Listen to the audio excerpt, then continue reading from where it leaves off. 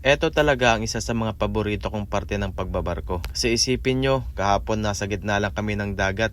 Tapos paggising mo ngayon, nandito na kami sa Cove Island. At sa totoo lang, iba talaga ang feeling kapag nakalabas ka ng barko. His money he was counting. First choose my pistol, never choose my rifle.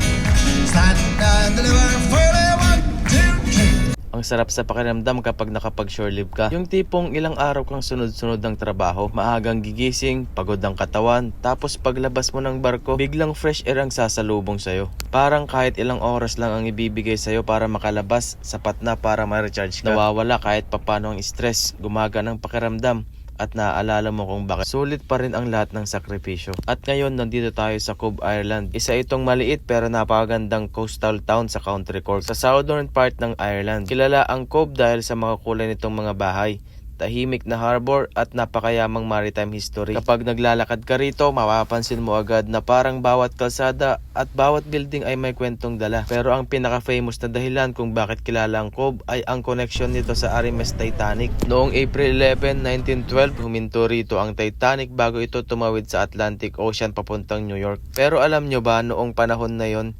Queenstown pa ang pangalan ng lugar. Noong 1920 lang ito opisyal na pinilitan ng pangalang Cove, na galing sa salitang Irish na ibig sabihin ay Cove o Protected Harbor. Dito sa Cove, 123 pasahero ang huling sumakay sa Titanic. Pagkatapos umalis dito, wala na itong ibang dinaungan port. Makalipas lang ang 4 na araw, bumangga ito sa isang iceberg at lumubog sa North Atlantic. Mahigit 1,500 kataong nasawi. Kaya hanggang ngayon, isa pa rin ito sa pinakasikat na maritime tragedies sa buong mundo. Kung bibisita kayo rito, isa sa mga dapat yung puntahan ay ang Titanic Experience Cove. Ang mas nakakatuwa, ito mismo ang dating White Star Line ticket office, kung saan nag-check-in ang ilan sa mga pasaherong sasakay ng Titanic. Sa loob ng museum, makikita mo ang kanilang mga kwento at mararamdaman mo talaga ang kasaysayan ng lugar. At syempre, imposibleng hindi mo mapansin ang napakagandang St. Colman's Cathedral. Ito ang isa sa pinakakilalang landmark sa Cove. Itinayo ito noong ika-19 na siglo at inabot ng ilang dekada bago tuluyang matapos. Ang katedral na ito ay kilala sa neo-Gothic architecture nito, sa napakatas na spire na umaabot ng halos 91 meter at sa 49 bell carillon, na isa sa pinakamalaki sa Europe. Kapag tumunog ang mga kampana na ito, rinig sa malaking bahagi ng bayan at nagbibigay ng kakaibang atmosphere sa buong Cove.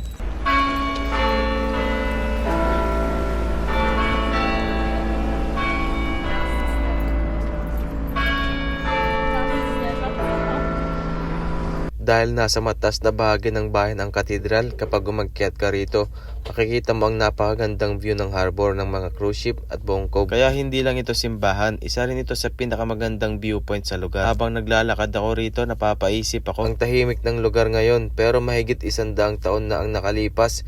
Libo-libong tao ang dumaan dito, dala ang pangarap na magsimula ng bagong buhay. Hindi nila alam na para sa ilan sa kanila, iyon na pala ang huli nilang paglalakbay. Bilang isang seafarer, iba ang pakiramdam na makarating sa mga lugar na tulad nito. Hindi lang dahil magandang tanawin, kundi dahil bawat port na napupuntahan mo ay may kwentong nagtuturo sa'yo ng kasaysayan at nagpapaalala kung gaano kahalaga ang safety sa bawat paglalayag. Kaya kung sakaling mapadpad kayo dito sa Cove Island, huwag niyong madali ng pag-ikot. Maglakad kayo sa harbor, bisitahin ang Titanic Experience at huwag kalimutang umakyat sa St. Colman's Cathedral. Dahil sa bawat sulok ng lugar na ito, hindi lang magagandang tanawin ang makikita mo, kundi mga kwentong higit sa 100 taon ng buhay at patuloy na nagbibigay ng aral hanggang sa ngayon.